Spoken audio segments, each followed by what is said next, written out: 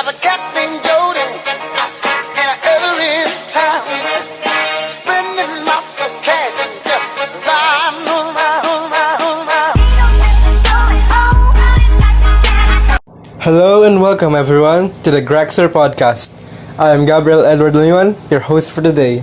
Robin Nana, your co-host. I would like to introduce to you the Graxr members. Ayesha MANDOCDOC Hey, what's up? and Sarah Caligagan. Hi there.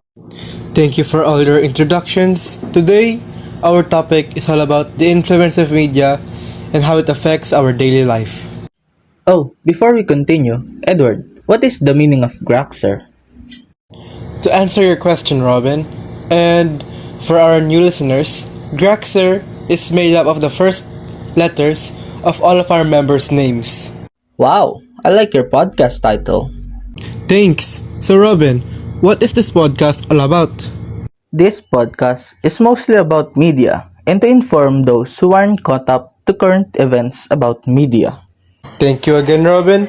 Now, for the first question, what is the effect of media in your daily life? For me, media helps me stay connected and informed about the current or relevant issues and events that is happening within my country or in the world at large. For me, media has been both a good and bad influence because of information. Media has always given me the information I need and has informed me of the happenings around our country and the world, keeping me up to date with news whether good or bad. At the same time, it has been a bad influence on my mind because of prejudice and fake news. For prejudice, especially those commercials where they depict a brown woman transforming into white, quote-unquote, beautiful woman by using their product. It has affected my thinking a lot when I was a kid. There is also fake news that people spread that I keep believing when I was younger, when I thought everything on the internet was true. It has taught me to be a lot more careful when finding information to not be caught in those fake news. Okay, what is the effect of media in your daily life? So, everybody knows social media is where we can talk and communicate to our friends and families. Many people are using social media to remove our stress, bad moods, and to relax and to share our thoughts and feelings. But social media can affect us also because many information are spreading that is not true. Like, may mga fake and false information na kumakalat na mas pinaniniwalaan pa ng iba na hindi mo na nila sinesearch or tinitingnan kung saan ang galing. And hindi na natin magawa yung mga bagay na gusto natin gawin kasi like puro na lang tayo sa cellphone buong araw, puro na lang tayo scroll sa social media. Hindi na natin magawa yung mga bagay na dapat gagawin natin. Example, hindi na natin magawa yung mga assignments and projects natin kasi nakakalimutan natin dahil nagsuscroll lang tayo buong araw. Hi, I'm Zara. First of all, thank you for that wonderful question. Let me answer your question. What is the effect of media in our daily life? In my own perspective, we have positive and negative effects. But before that, let me ask you a question. As you wake up in the morning and open your eyes, what do you do first? Admit it or not, we go to our social media platforms. Why? To check for news, to check for updates, to check for messages, and to share something through our social media platforms like Facebook, Instagram, TikTok, Twitter, and Messenger, instead of doing our morning routines. In line with that, as I said earlier, we have positive and negative effects. So for positive effect, it is more reliable nowadays that we will not go outside of the house to check for information. So, for example, I got sick and something happened unexpectedly that never happened before. The tendency if we will overthink things to the extent of what if what if. We have many what if in our mind. But luckily, Google is there to answer all our confusions. Google sends you thousands and thousands of information in just a second. On the other hand, it is also negative for us because sometimes Google itself sends misinformation that leads us to more confusion, more overthinkings, and more what if.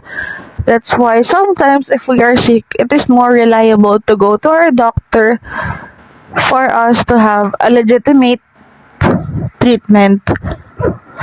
And also, another negative effect is that we are being information addict to the point that when we see something interesting like thumbnail and title of an article, we will immediately click it and we will easily believe in the information we read without fact checking if the informations are all correct. So in that case, people are clickbaiting and spreading fake news.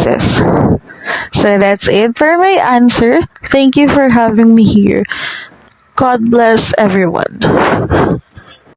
For the second question, what is your opinions on the media repression happening in our country and the death of a journalist by the hands of a police officer? My opinion on the media repression happening in our country right now is unbelievably bad. If we don't confront this problem as a whole and just blissfully ignore it, it will give incentive to those in power that they can just do whatever they want and we will keep ignoring it. The police officer should be in handcuffs and the police should make a statement as a whole on why they allowed the killing to happen. To answer your question, Robin, I feel like this is a very sad year for our country, as our government, an organization that is supposed to help us, is instead repressing information that we as the citizens have a right to know, and unless we do something about it or unless something changes, they may continue to do so in the future, feeding us lies, removing certain aspects of media to keep us ignorant. And in fact, this repression has gotten so severe that a police officer, someone who vowed to protect us from criminals and other dangers, has killed an innocent journalist. And in response to this event, we as the citizens of the Philippines should at least spread true information about the events around us to as much people as we can. It doesn't matter if it's only 1, 2, or 3, as long as you can spread it around. And make sure that this information is 100% factual, or else we may become much worse than what the government is doing right now.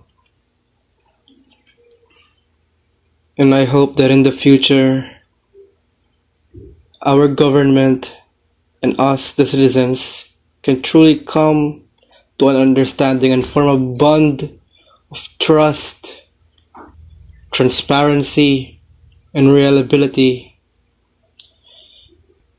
so that corruption will find it truly hard to take root in our country again.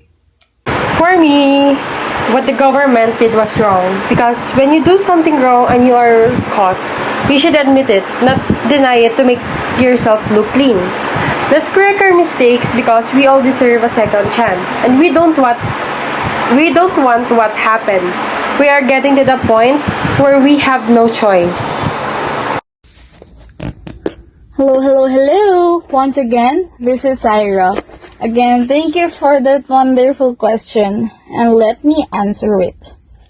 So first of all, to those who does not know the term, media repression is an act in which something, usually a government, is forcibly restraining, removing, and altering certain parts of an information released by any form of media.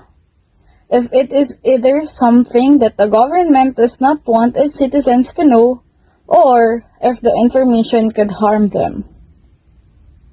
The Philippine government has been doing such a thing before, but in recent years, their acts of media repression has been increasing in magnitude, even going as far as threatening, harming, and even killing journalists.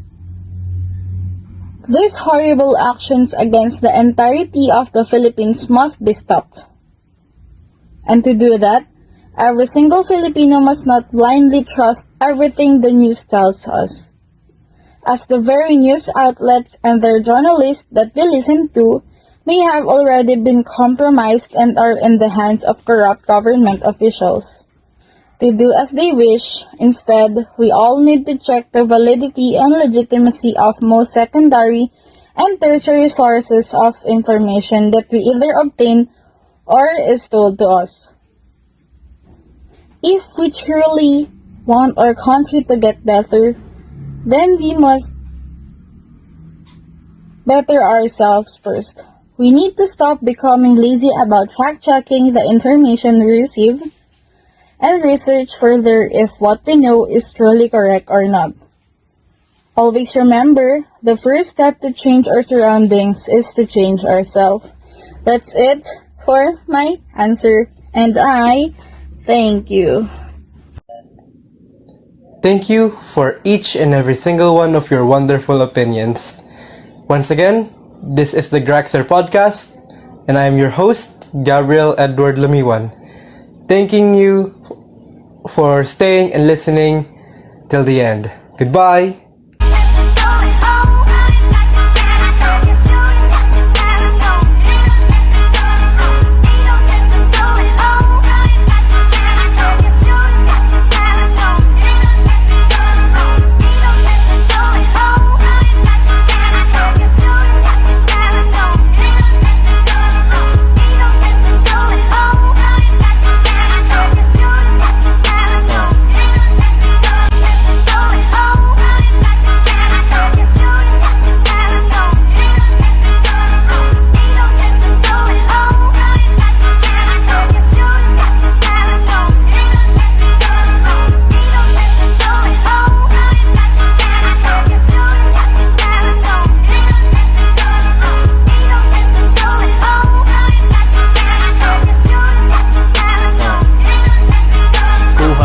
Tas repeat, pera ko